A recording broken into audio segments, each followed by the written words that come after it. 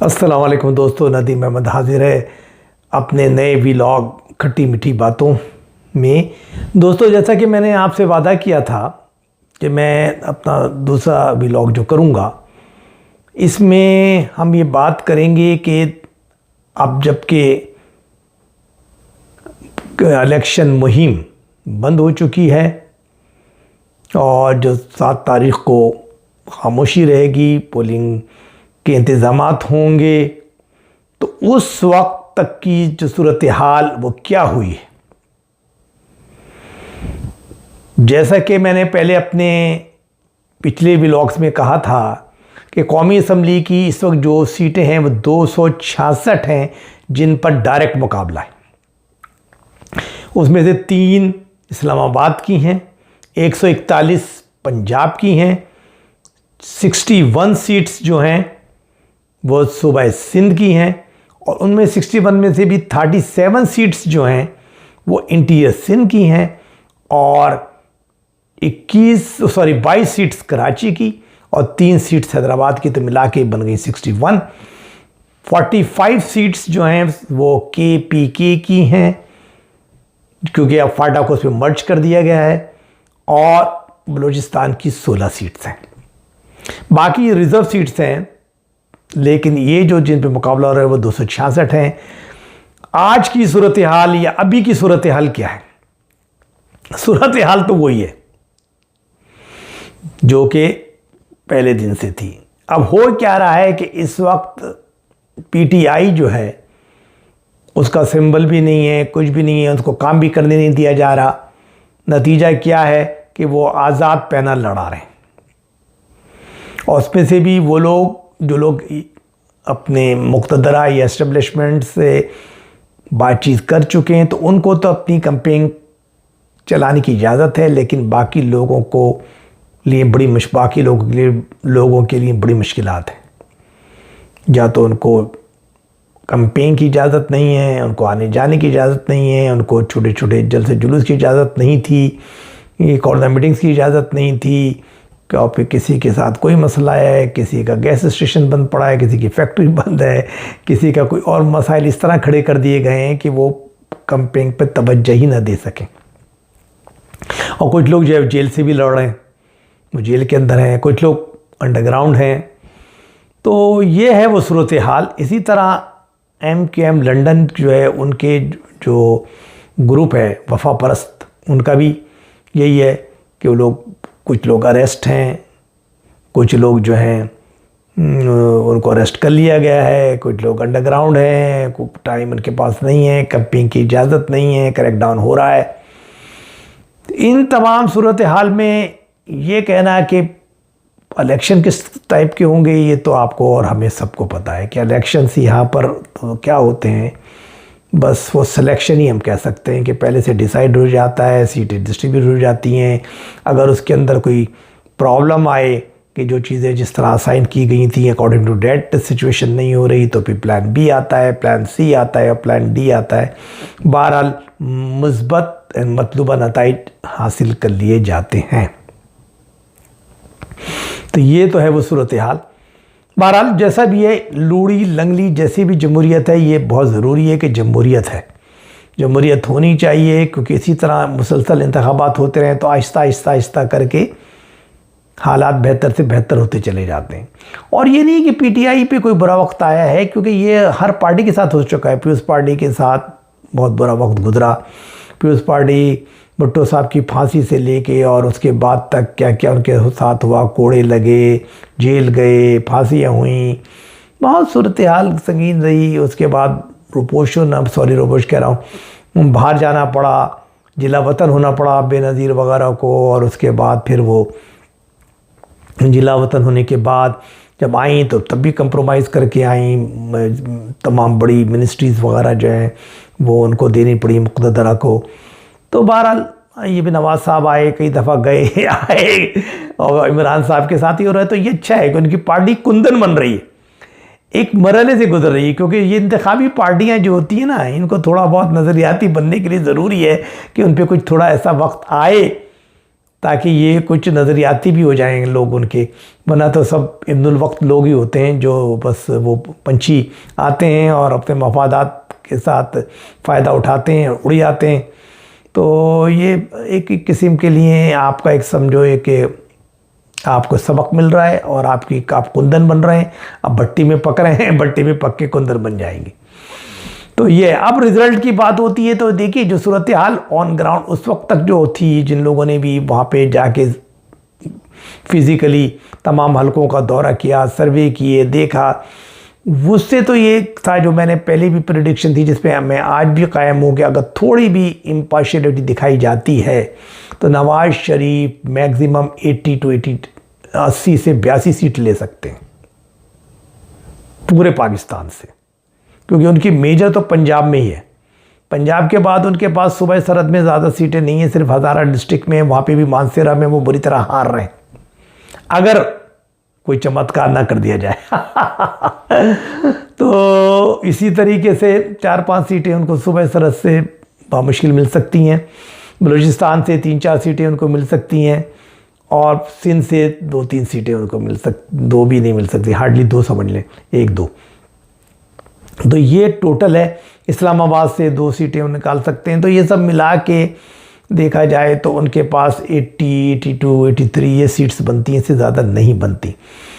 लेकिन जो अब एक किस्म का माहौल बना दिया गया है, जो बड़े बड़े हमारे टीवी एंकर्स वगैरह भी चीखते चिल्लाने लगे हैं कि नहीं साहब नहीं, उनको 100 से प्लस मिल रही हैं, 110 मिल रही हैं, 120 मिल रही हैं।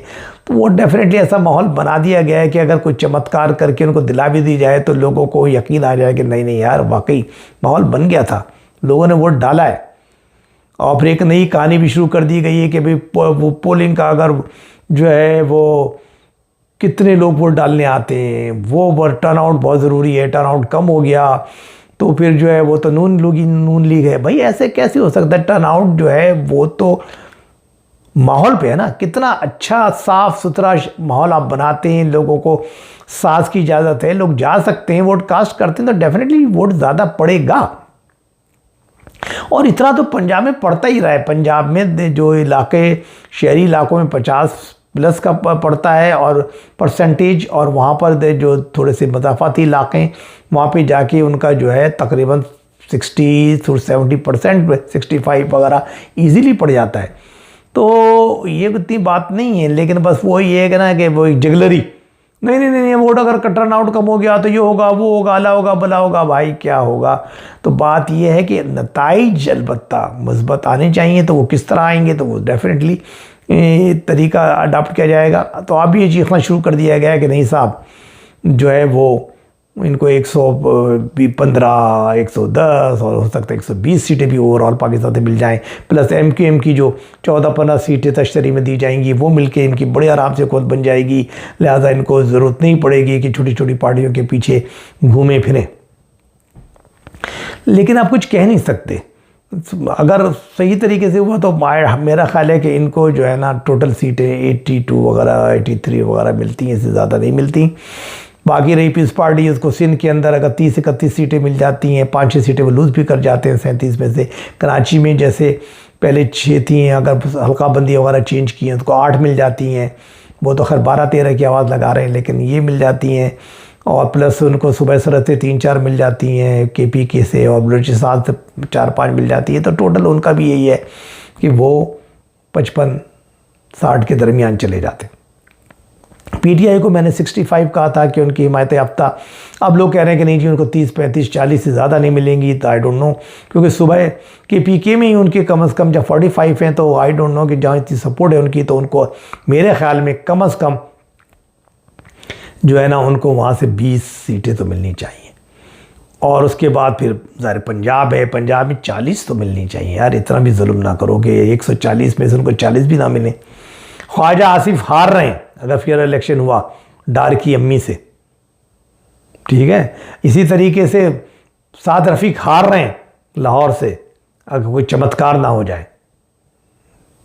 तो मतलब ये है कि ये चीज़ें अपनी जगह हैं कि कहाँ से लोग किस तरह हारे। लाहौर से भी 4-5-6 सीटें जो है PTI उठा रही है, ऐसा नहीं है, ठीक है ना। तो उसके अंदर ये अता तारड़ हार रहे हैं, वहाँ बिलावल नहीं जीत रहे, ये बात सही है, लेकिन जो ज़फ़र अब्बास जो हैं वो पीटीआई के बहुत स्ट्रॉन्ग पोजीशन में इस वक्त। इसी तरीके से जो है वो जो है क्या कहते हैं हल्का जहाँ से वो लड़े हैं लॉयर, वो भी सीट बहुत अच्छी है उनके लिए। तो मतलब ये कि 6 सीटें जा रही हैं, 8 सीटें जो है वो पीटीआई को जा रही है, वो सॉरी नून लीग को जा रही हैं। कम से कम 6 सीटें 5-6 सीटें आराम से पीटीआई वहाँ से उठाएगी। तो लाहौर है, फिर इसके अलावा आप फैसलाबाद में आ जाते हैं, उसके बाद आप जो सरगोदा में आते हैं, आप जो है ना गुजरांवाला में आते हैं, आप गुजरात में आते हैं, फिर जो है वो जो है साउथ का एरिया है। तो ऐसा नहीं है कि कोई 100 सीटें बड़े आराम से मिल जाएंगी। यहाँ पे मेरा ख्याल है 40-45 सीटें कम से कम पीटीआई को उठाना चाहिए, 40 उठानी चाहिए अगर आप भरम रखना चाहते हैं इंतखाबात का तो। उसके बाद फिर जो है एमक्यूएम का भी वही चक्कर है कि एमक्यूएम को जब से लंदन एमक्यूएम ने अपने कैंडिडेट खड़े किए हैं वफा परस्त, तो उसके अंदर भी बड़ा उनके लिए घपला मतलब घोटाला हो गया और वो पता नहीं जीतते नहीं जीतते, और उसके लिए ज़ाहिर उनके लिए बड़ी मेहनत करनी पड़ेगी मुक़्तदरा को, इस्टेब्लिशमेंट को, कि उनको तश्तरी में कैसे पेश किया जाए। अदरवाइज़ तो यहाँ जमात इस्लामी भी हाफिज़ नईम साहब कह रहे हैं 2 सीटें तो मेरी पक्की हैं। इसी तरीके से पीस पार्टी का चक्कर ये है कि वो कहते हैं 6 के बजाय 8 के बजाय हम 10 भी 12 भी ले सकते हैं। पीटीआई भी 5-6 के चक्कर में बैठी है। तो मेरा ख्याल है 4-5 तो पीटीआई को मिलनी चाहिए। बहरहाल मिलनी चाहिए से मुराद मिल सकती है अगर फेयर इलेक्शन हो। तो ये इसी तरह बलूचिस्तान जो है वो भी गड़बड़ शगड़म चलेगा कि वहाँ पे जो है ना बाप पार्टी भी 5-6-7 उठा लेगी, 4-5 पीस पार्टी, 3-4 जो है नून लीग, और 2-3 जो है वो JUI और बाकी कदों का आज़ाद मिला के 16 बनती है। तो मेरा ख्याल है इस दफ़ा बाप पार्टी को शायद 6 मिले, 4 पीस पार्टी को 10 हो गई, 2-3 जो है ना उसको मिल जाएंगी, नवाज़ लीग को तो 13 हो गई, एक मौलाना फजल रहमान को 14 हो गई, 1-2-3 आज़ाद हो गए। तो ये टोटल मिला के आज़ाद से मिला BNP है, ये है वो है, तो मिला के 16 बन जाती हैं। हो सकता है इस पार्टी को 3 मिले। तो कहने का मकसद ये है, ये तो है वो सूरत हाल जो इस वक्त नज़र आ रही है आईने की तरह। लेकिन अब उसमें चमत्कार करना है, क्योंकि मौलाना फजल रहमान बुरी तरह हार रहे हैं। कहाँ से हार रहे हैं? वो अपने डेरा इस्माइल खान से। लेकिन ज़ाहिर है कुछ कुछ जादू टोना करना पड़ेगा ताकि वो जीत जाए। इसी तरीके से जो मैंने कहा ना, बादल के बड़े दिलचस्प हैं। इवन अब जहांगीर तरीन दोनों जगह से हार रहे थे, लेकिन जहांगीर तरीन ने तो खैर जोड़ तोड़ करके जो भी मुकाबले में पीटीआई के कैंडिडेट आता है उसको ख़रीद लेते हैं रात को, वो वहाँ से गायब हो जाता है। अब तीसरा कैंडिडेट खड़ा किया है उन्होंने उनके मुकाबले में। तो लेट्स सी, तो जितना नया आएगा उतना नया सिंबल होगा। नए बहुत कम वोट पड़ेंगे तो जहांगीर तरीन ने भी अपनी सीट पूरी कर ली, वरना वो भी पूरी तरह लटके पड़े थे। तो इस तरीके से और मोहम्मद चौधरी बुरी तरीके से हार रहे हैं वहाँ से लाहौर से। तो ये चीज़ें हैं। लेकिन हाँ, अगर कोई चमत्कार हो जाए, कोई बात हो जाए, तो वो एक अलग बात है जिसके लिए सिलसिला जारी है। तो ये हैं बातें। इसके बाद फिर प्रोविंशियल असम्बली में कि भाई हाँ, कौमी में अगर ये इस तरह बनती है, तो जैसे मैंने कहा था कि अब नवाज़ साहब की शर्त ये है कि भाई अगर आपको ये फार्मूला बनाना है बांग्लादेश टाइप वाला, और जिसके अंदर आप ये चाहते हैं कि 10 साल तक हुकूमत रहे और वो सिर्फ़ और सिर्फ जो इक़्तिसादी पॉलिसियों पर अमल दरामद करे और बांग्लादेश की तरह हमें खुशहाल बना दे और यहाँ की इक़्तिसादियात को मजबूत कर दे और लोगों में खुशहाली की लहर आ जाए, तो 10 साल का जो फार्मूला, तो भाई 10 साल का फार्मूले के लिए तो फिर ये है कि वो कहते हैं मुझे सिंपल मेजॉरिटी दो, और मुझे जो वही पंजाब भी तश्तरी में रख के दो, बलूचिस्तान भी दो, अगर बलूचिस्तान नहीं देते तो पंजाब तो दे ही दो। आप जरदारी साहब भी कहते हैं भाई सिंध तो आप दे रहे हो मुझे, लेकिन बाकी क्या है, कम से कम बलूचिस्तान ही दे दो। तो ज़ाहिर है कि ये बातें चल रही हैं। अब बाकी KPK का मसला आ जाता है। KPK में अगर आप थोड़ी बहुत गैर जानिबदारी दिखाना चाहते हैं, तो मेरा ख्याल है फार्मूला यही नज़र आ रहा है कि उनको हुकूमत दे दी जाए PTI को कुछ दिनों के लिए, फिर वोटर नो कॉन्फिडेंस करा के आज़ाद पंछी तोड़ के फिर जो है खटक को दे दी जाए, परवेज़ खटक को, और इस तरह वहाँ के मामलात को संभाला जाए। तो ये सूरत हाल नज़र आती है। लेकिन ज़ाहिर है कि पाकिस्तान में इतना आसान नहीं है कि वो 10 साल का आप सिलसिला कर लें, क्योंकि 10 साल का सिलसिला बड़ा मुश्किल काम होता है। बांग्लादेश में एक ज़बान बोलने वाले लोग हैं, यहाँ पे 4 सूबे हैं और चारों की अपनी अलग अलग मसाइल हैं, वो हैं। तो यहाँ पर वो नहीं हो सकता कि 10 साल के लिए बिठा के और धड़ाधड़ इक़्तिसादी मोड़ पे आप करके तरक्की करें, तो अपोजिशन को ख़त्म कर दें। जैसे कि हसीना वाजिद ने क्या कि हसीना वाजिद ने वो बेगम व खालिदा ज़िया को जेल में डाल के उनकी पार्टी को करके और ख़त्म करके बैठ गई हैं। वो पार्टी ने बाइकआउट कर दिया तो वो अवामी लीग बगैर मुकाबले के ही जीत गई। तो ऐसा नहीं है। और फिर उसमें उन्होंने जुडिशरी ने भी साथ दिया। जुडिशरी ने जमात इस्लामी के तमाम लोगों को फांसी पे चढ़वा दिया कि इन लोगों ने जो है ये साथ दिया था पाकिस्तानी फ़ौज का 1971 में। तो इन तमाम चीज़ों को मद्देनज़र रखते हुए मैं ये कहता हूँ कि यहाँ पर प्लीज़ ज़्यादा तजुर्बात ना करें, इसको सही तरीके से चलने दें। यहाँ पर जो थोड़ा बहुत सांस लेने का मौका दें। अब जो कुछ हो गया वो हो गया, ताकि अपोजिशन भी कुछ हो ना। कुछ ज़ाहिर का जो काले कोट वाले को जीत जाएंगे PTI की तरफ से, तो वो दोबारा कुछ शोर शराबा करेंगे। लेकिन बाकी 70% लोग, जैसे मैंने बताया था, क्योंकि ये नज़रियाती पार्टी नहीं है, एक इंतखाबी पार्टी, तो वो सब तो अपनी कीमतें लेके उड़ जाएंगे।